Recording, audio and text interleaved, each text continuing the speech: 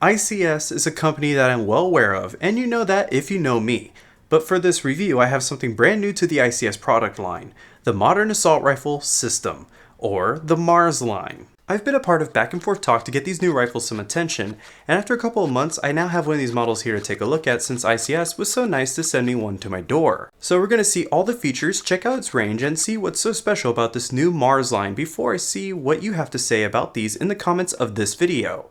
So let's get started where we always do, the unboxing. Now I have a lot of these ICS boxes in my closet since I have so many ICS Galeals, but besides the nice flashy graphics, it is just a cardboard box with the model inside stickered on the side. So pulling open the top, we have all the goodies that starts off with the paperwork on top. For once, someone took the time to include all the instructions I need to know, from the stock, parts breakdown, battery compartment, a view of the other MARS variants, and exploded views of my gun, so I can appreciate that. Next up, under the foam, I can see that ICS included a barrel tool, an orange cap for the end of my barrel, rails for the key mod setup, which is very nice to see included in here, a neat looking plastic high cap, a bag of BBs with some spare fuses taped on, which is also really cool to have included, and the common unjamming / cleaning rod. But the real attention grabber is the MARS Komodo itself. Still impressed that ICS threw in that tool, the rails, and the extra fuses. You don't see that very often. Alright, so this is the CXP MARS Komodo. Basically, as you can tell, it's an M4 style rifle with a couple changes here and there. But this uneluding rifle won the Taiwan Excellence Award of 2017, an award given to the most innovative products that provide a tremendous value to customers worldwide. And besides ICS, no other airsoft brand has ever won this award. Now I really need to see what's so special about this gun. So starting up front, we have a very different plastic flash hider that sits on 14mm counterclockwise threads. So any normal threaded suppressor or amps should sit properly as long as it can fit inside the countersunk CNC metal anodized mil-spec rail kit. This rail is very oddly shaped in my opinion, with a hump over the receiver and at the end of the kit over the flash hider. I can't say I know why it's like this besides for looks, but if I were looking at it from a tactical use, then I'd say that these act like risers for your optics of choice. As for the rail kit I mentioned, I'd say I like it for being sturdy and clean. I do also admire that there's a rail on the right and on the left already built on for your flashlight or your peg box setups. And like I said, the added rails in the box can be screwed on whenever, so you can add on even more attachments. One thing I would say that could use an upgrade though would be the included flip-up iron sights. I don't know, they just seem really plasticky to me, and don't lock into place with anything but friction. Any slight bump can pop them in and out of place, but they do stay up otherwise. They do the job, but they could be better. Maybe I'm just being a bit spoiled, but those are my quick thoughts. But if anything, they can be removed or replaced, or they can be adjusted fairly easily for windage and elevation, so that's good. Next up is the receiver area of the Komodo, where we begin to really see those features that make this rifle stand out, like the ambidextrous selector switches. These are balanced, and one switch doesn't take any more force to use than the other one, thanks to the thickness of the gears inside, which does away with any wobble between the switches. But if you're not liking the traditional safe, semi, and full auto choices, then just go ahead and turn full auto into 3-round burst. You can do this at any time when you have a battery in the gun by pulling and holding down the trigger when it's in semi-auto. Hold it down for 5 seconds and you'll hear and feel the rifle vibrate. Now you can switch to your new selection and enjoy it properly.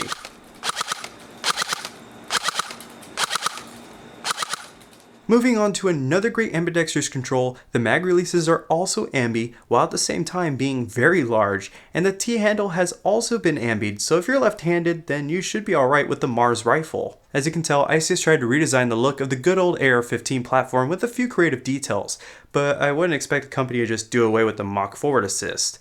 I'm not complaining though, it's useless to us airsofters, so getting rid of it is not something to argue over. I kinda like it gone anyway, fits the rifle's look better. Now if you don't like electric blowback guns that run on the piston, then you just might lose some interest for the MARS rifles. However, like normal, this function can be disabled very easily. I have no real distaste for this feature myself, but I can see that in full auto the bolt can sometimes get stuck. But this seems to never happen in semi, but there is one cool workaround if you're done for a day but your bolt is slightly open like this. Just put the gun on safe to release and decompress the spring inside, which will push your bolt forward as well. Another classic feature I hope more companies will do in the future. The magazine is also an adventure to take in. It's completely wrapped in a slightly rubberized plastic body with plastic windows on both sides, so even if you're in an intense firefight, you can plainly see about how many BBs you have left in reserve. Once again, there's another neat touch that ICS included. What's next? Well, the rotary style hop-up adjuster is really stiff to a point that you will really need to use your fingernails or knuckles to turn it, but wherever you place it is where it should stay, so that's both a curse and a gift. Oh, and you can't lock the bolt while you're making adjustments, but that's nothing really major to me. With that hop up and some .28s, you should be set for 150 to 200 foot shots. I'd even recommend some .32 gram BBs or even heavier BBs for more stability because these larger ICS guns are willing to land them on target for you. But you're gonna really want to watch your feet per second readings. This is not the type of rifle you're going to be taking in the CQB games right away. 450 feet per second is a bit damaging at close range, but it can work well with the hop up and barrel inside the Komodo. And 15 rounds a second with 11.1 LiPo is alright. It's nothing crazy. However, we did switch out the springs to make this rifle sub 350 feet per second with the quick change spring system. And when we did this and connected 11.1 LiPo, we were starting to get some runaway shots with the Komodo. Meaning the power was too great for the spring, so once in a while when we were shooting semi-auto, it would give us 2 or 3 shots afterwards. This rifle really likes to work with heavier springs, especially with high voltage batteries like 11.1 and 7.4 LiPos. The MAR system is equipped with the battery sensing function that will deny any dying batteries, which will save your LiPos when they begin to drain, but can get really annoying when the sensor thinks that 9.6 LiPos that are fully charged are 11.1 LiPos that are near death. So 9.6 batteries just really didn't work for us. The gun just wouldn't turn over or do anything. Sadly, even with 11.1 LiPos, the trigger responses were not the best I've had. The Mars rifles, or at least our Komodo, had a very long trigger pull, so even when I tried, I couldn't get that speedball trigger action that I like to show off in these reviews. Which, by the way, that's the reason why I do this in like every one of my reviews. It's because I want to show you guys how fast I can pull the trigger on semi-auto shots. I'm sure that any good tech can put a hair trigger in this gun, but then again, I don't really look at this rifle and think instantly super fast-paced trigger gun, even if it does have a flat trigger. That is a nice touch though. I don't want to sound like I'm hating on this rifle a lot. I just want to keep this review honest and nitpicky like I normally do. After all, Connor was able to convince 2 other players that we know to pre-order Mars rifles, which was pretty cool. They hated getting demolished by it, so they decided to order their own. That's a first for us while making a review.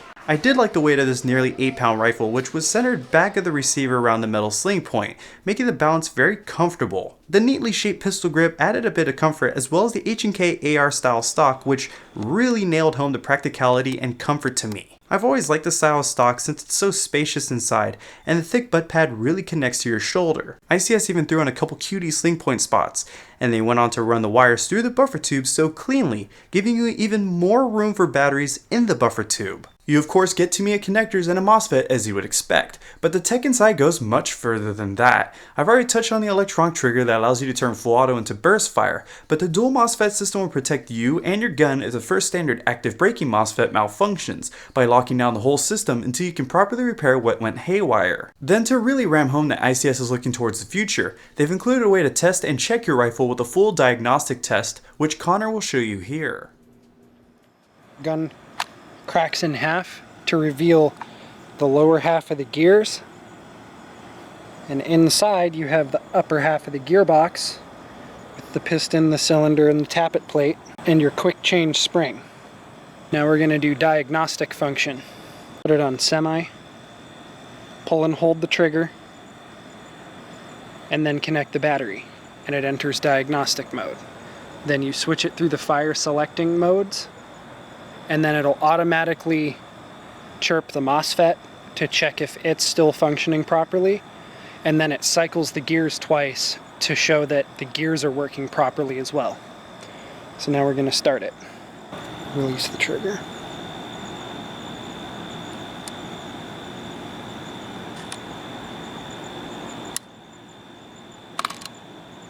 What's so great about this is that you can diagnose mechanical and electronic issues that could occur while using this gun, as long as you use the manual that includes a color chart for some issues that this light you see will indicate. I like all the tech inside. At this rate, we'll have people building AEGs like they build PCs, but maybe that's already happening somewhere. I'm not sure if there's anything else that I need to say here.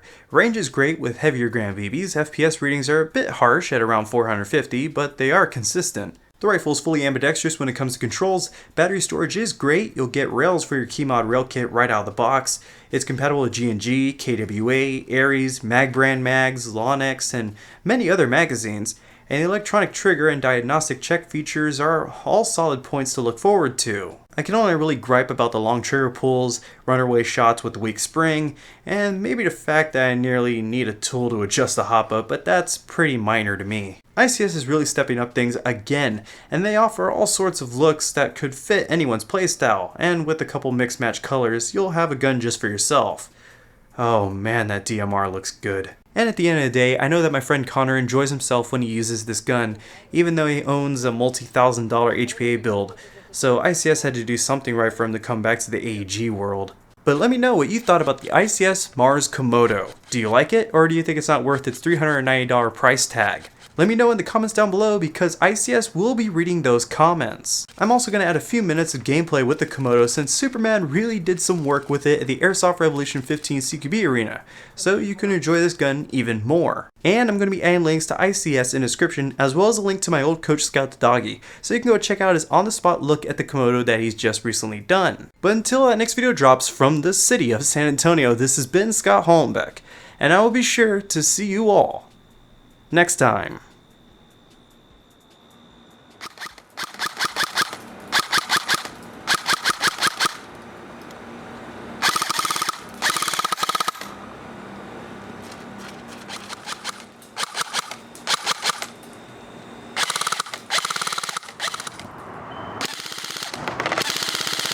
Perfect.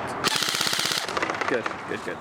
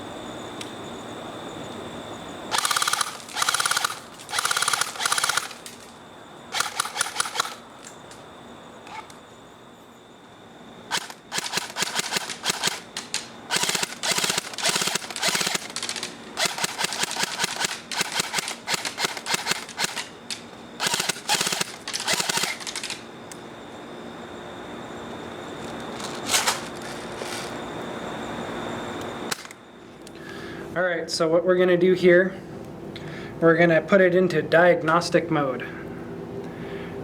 Switch it to semi, and then hold the trigger while you connect the battery. And then that LED starts flashing, then you let go of the trigger. Switch to full auto. Now back to semi.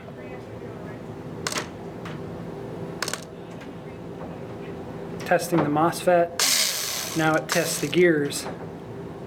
And everything is good. Switch to semi. Remove your battery.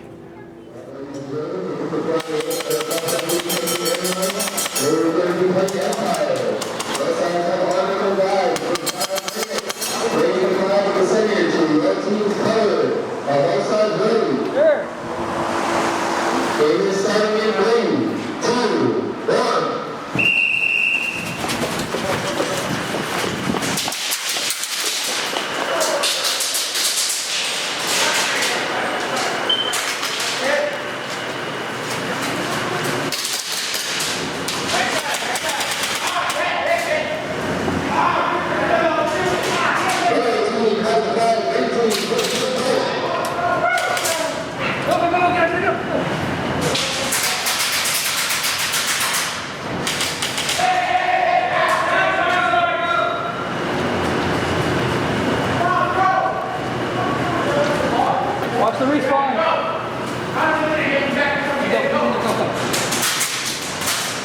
When any yellow players are responding, you get out push.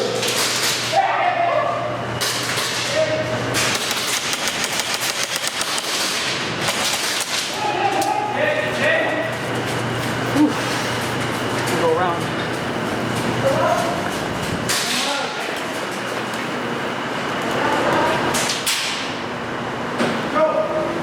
Yellow team, let's go.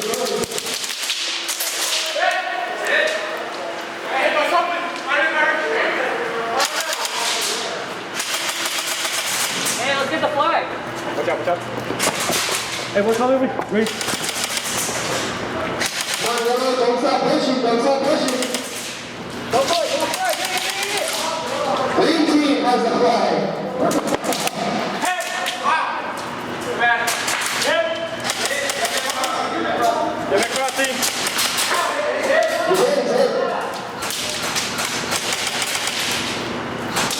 The one the other team over sectors, keep pushing.